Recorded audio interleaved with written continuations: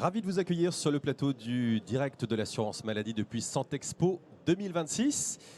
Notre prochaine session va s'intéresser au sujet de la santé mentale. Et si on commençait par prendre soin de celle des soignants? C'est la question que je vais poser à nos deux invités que je remercie d'avoir accepté notre invitation, à commencer par Catherine Cornibert. Bonjour. Bonjour. Directrice générale de l'Institut pour la santé des soignants. Et à vos côtés, Rindra Narisson. Vous êtes docteur en psychologie cognitive et directeur du Centre de rééducation et de réadaptation SMR et du SAMSA de Bourbon-Lancy pour les GCAM Bourgogne-Franche-Comté. On va commencer peut-être par poser l'enjeu avec vous, Catherine Cornibert. D'abord, quelle est la situation aujourd'hui en France concernant la santé des soignants et notamment la santé mentale? Quels sont les facteurs aggravants et quels sont les impacts observés sur le système de santé? Donc, bonjour à toutes et à tous. Effectivement, la santé des soignants en France est un vrai sujet de santé publique. L'OMS récemment a fait une grosse enquête via d'autres pays européens et a placé la France comme étant, en tout cas en tête de liste sur le mauvais état de santé des soignants, notamment sur deux critères, l'addiction et la dépression. Et dans ses recommandations, l'OMS a placé de façon urgente de s'occuper de la santé des soignants. Il y a d'autres études qui montrent des chiffres alarmants, notamment le rapport ministériel de octobre 2023, l'étude MNH de octobre 2024, nos récentes études avec Doctolib montrent que 55% des professionnels de la santé en France se sentent épuisés. Donc c'est aussi des maladies chroniques, 2 fois plus que dans la population générale. 60% des soignants ont des problèmes de sommeil. Et nous avons également lancé une campagne sur SPS qui montre que 5 professionnels de la santé se suicident toutes les semaines, sans oublier les étudiants en santé qui montrent un état mental, mais aussi sur leur santé globale très dégradé. Et certains d'entre eux mettent en fait, entre 50 et 70%, ont déjà pensé arrêter leurs études avant la fin de leur cursus. Et il y a entre 15 et 30% d'idées suicidaires chez les étudiants en santé. Donc en conclusion, l'état de santé des soignants est alarmant en France et 50% des soignants pensent que leur état psychologique pourrait impacter au point de mettre en danger la vie d'un patient. Donc un soignant qui ne va pas bien, c'est un patient qui est moins soigné et ça a un impact sur notre vie à tous. Rindra Narisson, j'imagine que vous partagez ces constats. Et qu'est-ce que vous observez, vous, au sein des établissements UGCAM? Alors effectivement, je partage ce qui a été dit. Au niveau national, bien sûr, on a des déclinaisons en région et sur nos établissements médico-sociaux et sanitaires de l'UGCAM Bourgogne-Franche-Comté. En 2024, on a relevé justement, nous, en tout cas l'état psychique et cognitif de nos managers et des directeurs pour justement avoir un peu un baromètre psychosocial sur l'état de santé, surtout au niveau santé mentale. Donc les tendances, en tout cas, les moyennes étaient globalement satisfaisantes, mais on voit justement, quand on regarde bien les chiffres, des écarts et des risques qui sont attendus et qui ont été vus justement bien relevés sur notre échantillon de managers et de directeurs, où on avait fait ça justement avec un questionnaire anonymisé. Il y avait aussi quelques entretiens individuels par un cabinet externe. C'est le cabinet santé dirigeant qui avait procédé justement aux échanges. On a relevé justement des risques significatifs au niveau de la surcharge cognitive et émotionnelle, également sur la pression décisionnelle, justement sur les managers et sur les directeurs, et également un risque de fatigue psychique.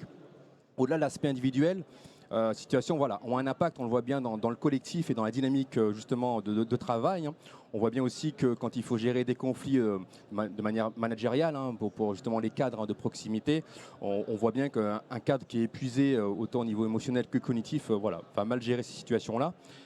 Et ça impacte bien sûr de manière indirecte sur les qualités de prise en charge et également sur le sens au travail quand on prend une vue globale des établissements en termes de salariés. C'est pour ça que l'UGCAM BFC, en tout cas, considère la santé mentale, au-delà de l'aspect vraiment individuel dans la santé mentale, d'un enjeu aussi stratégique en fin de compte, sur la qualité de vie au travail et également sur la cohésion collective et également aussi, ce qui est assez important à dire dans les établissements médico-sociaux et sanitaires, dans un contexte de transformation de l'offre, d'avoir une efficience aussi améliorée quand justement les salariés, en tout cas les managers et les directeurs, ont en tout cas un sens à donner et arrivent à réguler bien leurs émotions et avoir une charge mentale, on va dire, qui soit acceptable pour prendre les bonnes décisions. Et Catherine Cordibert, face à ces constats et à cette sonnette d'alarme que vous tirez aujourd'hui sur notre plateau, comment est-ce qu'on peut agir aujourd'hui efficacement et quelles sont les ressources qui existent pour aider et mieux prendre en charge la santé des soignants? Alors, je suis directrice générale effectivement de SPS, qui est une association loi 1901 à but non lucratif que j'ai cofondée avec d'autres professionnels de santé il y a maintenant 10 ans, où on avait déjà fait le constat que la santé des soignants était dégradée, pas à la hauteur de ce qu'on peut imaginer maintenant, en tout cas de façon très concrète. Donc on a mis en place depuis 10 ans un certain nombre d'actions très opérationnelles autour de deux grandes missions, l'accompagnement et la prévention. L'accompagnement, c'est tout un dispositif qui va de l'écoute jusqu'à l'hospitalisation d'urgence, avec en écoute plus de 120 psychologues que l'on peut contacter de façon gratuite, anonyme et confidentielle, avec 100% de décrochés, via un numéro vert qui est le 0805 23 23 36, ou via une application qui permet de contacter ces psychologues qui sont formés aux risques psychosociaux, formés au post-traumatique, à la prévention du suicide, qui grade les appels de 0 à 5, 0 étant un appel administratif, 5 étant un appel d'urgence immédiate, qui réoriente vers un réseau national du risque psychosocial, effectivement en relation aussi avec mon soutien psy, et qui, si besoin, réoriente vers des unités dédiées en France, voire même des hospitalisations d'urgence. Donc c'est une vraie gradation des appels, c'est une vraie prise en charge médicalisée, qui n'est pas juste de l'écoute, mais une approche médicalisée avec 100% de décrochés, 24 heures sur 24, 7 jours sur 7, et c'est unique en France, et c'est ce qui a fait aussi qu'on a été reconnu d'intérêt général juste avant la crise sanitaire en 2019. Donc c'est une vraie gradation effectivement des aspects de prise en charge, avec aussi la possibilité d'avoir des groupes de parole dédiés. Et la deuxième mission, ce sont des missions de prévention, avec l'organisation notamment d'ateliers en visioconférence ou en présentiel autour des thématiques fondamentales de la santé, comme le bien manger, bien bouger, bien dormir, bien respirer, la santé de la femme ou l'équilibre perso-pro. C'est aussi des ressources pédagogiques, des formations Calliope, des autotests, parce qu'un soignant ne va pas toujours auprès de son médecin. Donc ces ressources sont effectivement concrétisées autour d'un guichet unique qu'on appelle la maisondessoignants.fr, qui permet en fait sous un seul site internet de pouvoir découvrir en fait tous ces services dédiés aux soignants pour ne pas en arriver à la vulnérabilité et à la mauvaise santé mentale et la mauvaise santé de façon globale. Donc c'est aussi des formations, que ce soit pour les soignants ou les étudiants que l'on met en place. Donc ce sont des actions très concrètes sur le terrain, en cohérence aussi avec les territoires, puisqu'on travaille quasiment avec toutes les régions territoriales. Et nous avons là prochainement une mission de la part de l'ARS Île-de-France pour s'occuper de la santé des soignants en Île-de-France. Mais on a également beaucoup d'actions dans toutes les régions, y compris en Grand Est, avec 2 maisons des soignants en présentiel, une à Metz et une à Paris, qui permettent d'accueillir, de former, de sensibiliser, d'échanger et de ressourcer les soignants et les étudiants en santé. Vous diriez que la position de votre institut pour la santé des soignants, sa position serait d'agir pour porter ce combat, si j'ose dire, d'aide à la santé des soignants comme grande cause nationale? Il faudrait aller jusque-là? Oui, tout à fait. C'est notre 3e mission, qui est défendre la cause. La première chose à défendre, c'est communiquer sur les chiffres de l'état de santé des soignants, d'avoir un observatoire national sur l'état de santé des soignants. Et avec notre plateforme nationale d'écoute, on a eu plus de 40 000 appels depuis 10 ans, on a entre 15 et 20 appels par jour. C'est le plus bel observatoire de la santé des soignants en France, qui permet de mesurer, même si c'est anonyme et confidentiel, en région, voire au département, les motifs des appels, les profils. Donc ça, c'est la première chose qui nous permet aussi d'adapter nos missions.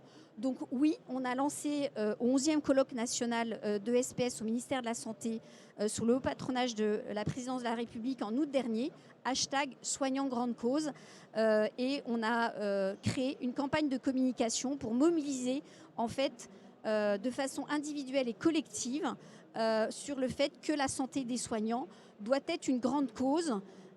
On est évidemment aussi en rapport avec la grande cause nationale sur la santé mentale, et les soignants doivent être un pilier dans cette grande cause santé mentale. Mais pour nous, ce n'est pas que la santé mentale, c'est la santé au global, puisque effectivement un soignant et aussi impacter de façon individuelle sur la santé mentale, la santé physique, la santé psychique, sans oublier aussi la santé environnementale qui est un gros sujet aussi pour les soignants.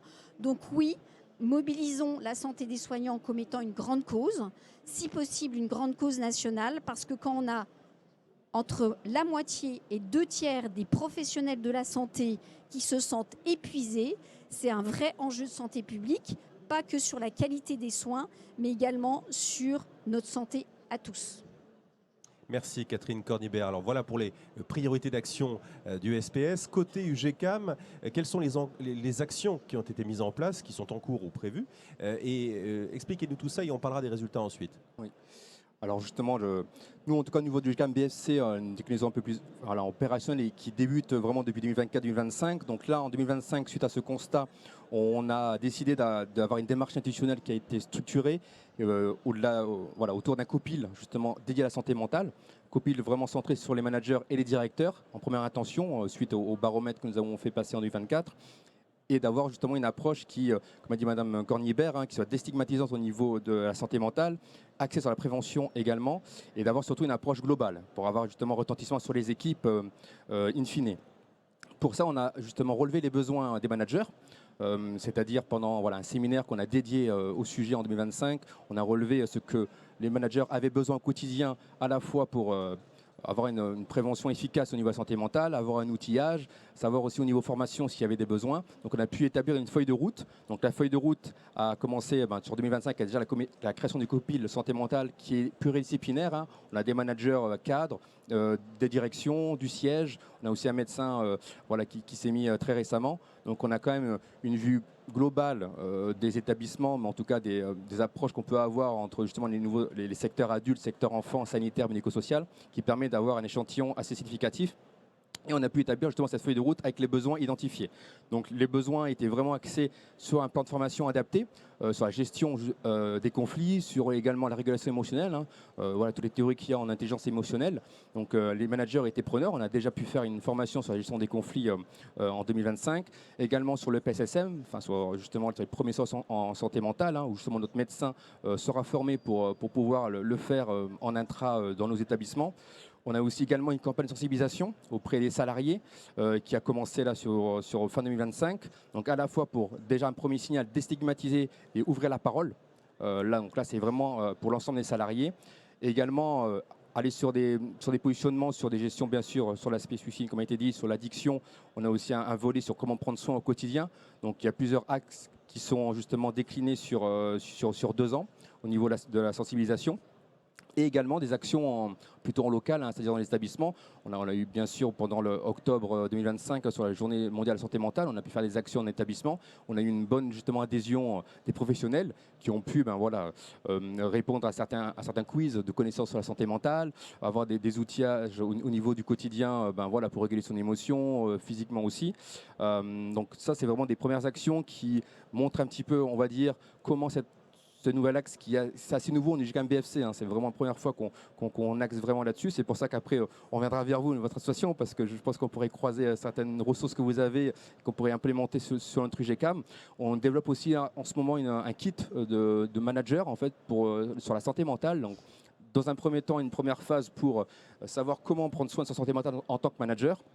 Et puis une deuxième phase pour comment prendre soin de ses équipes, sans non plus devenir le psychologue des équipes, ce n'est pas du tout l'objectif, mais en tout cas d'avoir un peu une lecture plus fine des signaux faibles, justement des équipes qui peuvent être en début d'épuisement ou en tout cas avoir certaines gestion émotionnelle qui n'arrivent pas eux-mêmes à gérer, à canaliser et à remettre avec un certain sens, justement. Donc les managers seront outillés pour aiguiller, pour après bien sûr envoyer avec nos lignes d'écoute que nous avons nous aussi également, avec du personnel extérieur, adapté quand à un moment donné la problématique est importante.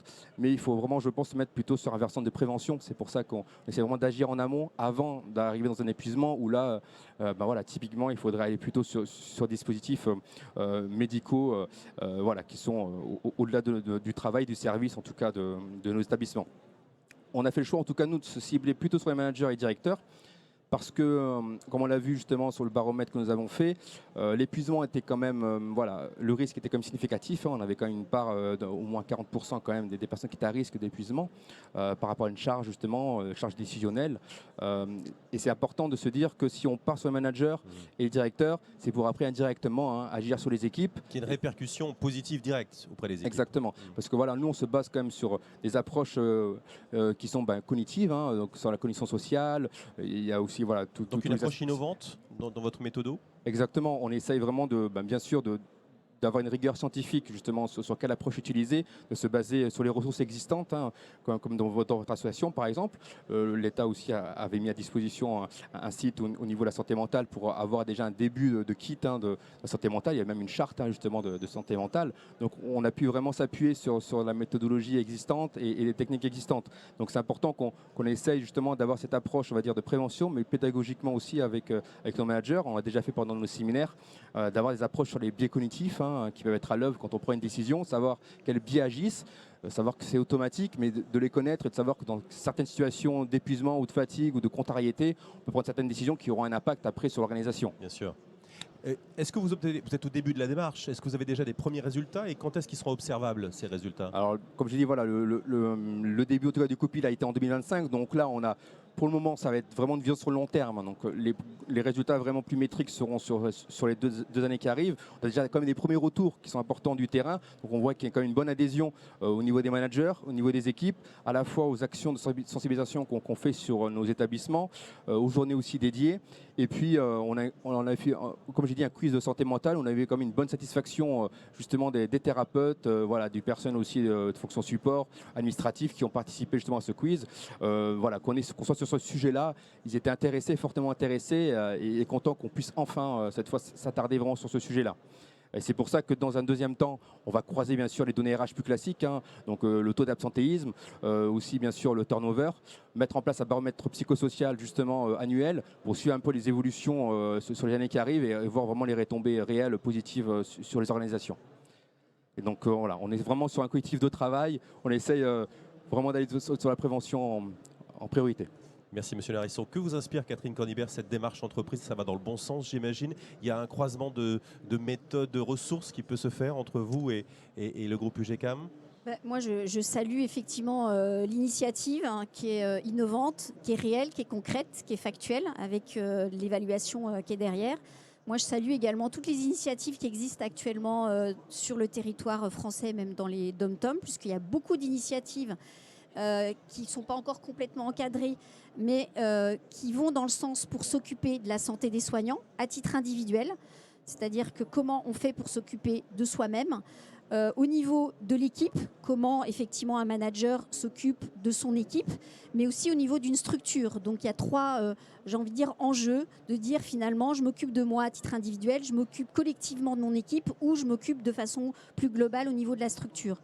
Donc nous on travaille avec une dizaine d'ARS en France, on travaille aussi avec la Caisse nationale d'assurance maladie pour essayer effectivement de structurer un certain nombre d'actions autour de l'accompagnement, autour de la prévention, avec une véritable boîte à outils qui n'est pas en concurrence par rapport aux initiatives qui existent déjà, mais qui viennent vraiment en complémentarité, parce que l'idée, c'est un peu de boucher les trous dans la raquette avec notre plateforme d'écoute qui est ouverte la nuit, avec 30% d'appels la nuit et le week-end. C'est vrai que c'est très complémentaire par rapport à des services, même de médecine du travail ou des psychologues qui ne travaillent pas le soir.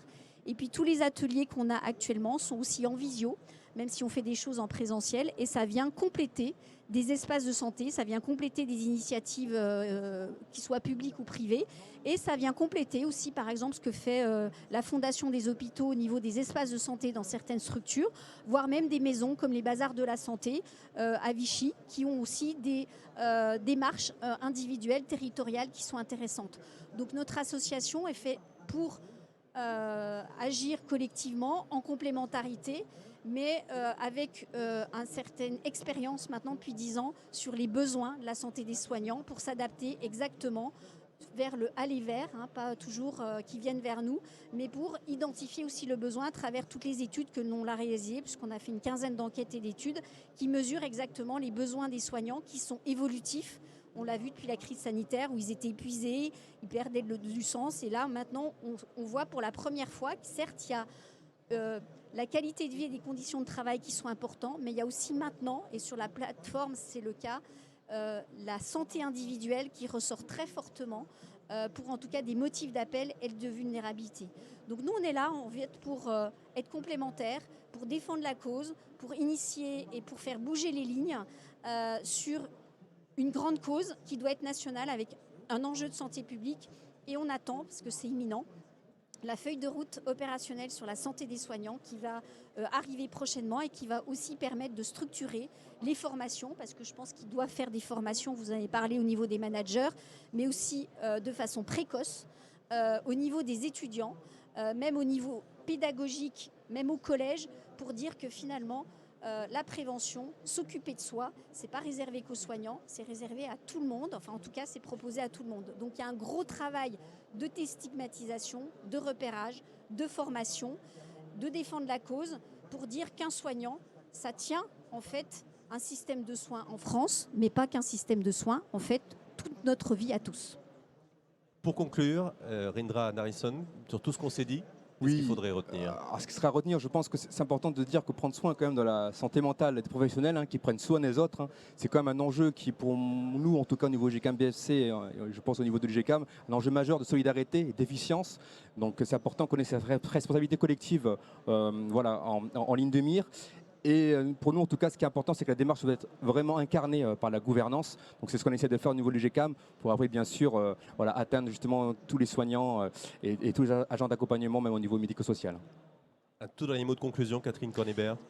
Je pense qu'il faut agir urgemment sur la santé des soignants de façon collective, avec un seul mot, protéger, en tout cas s'occuper de la santé, prendre soin de nos soignants, c'est protéger les professionnels, protéger la population.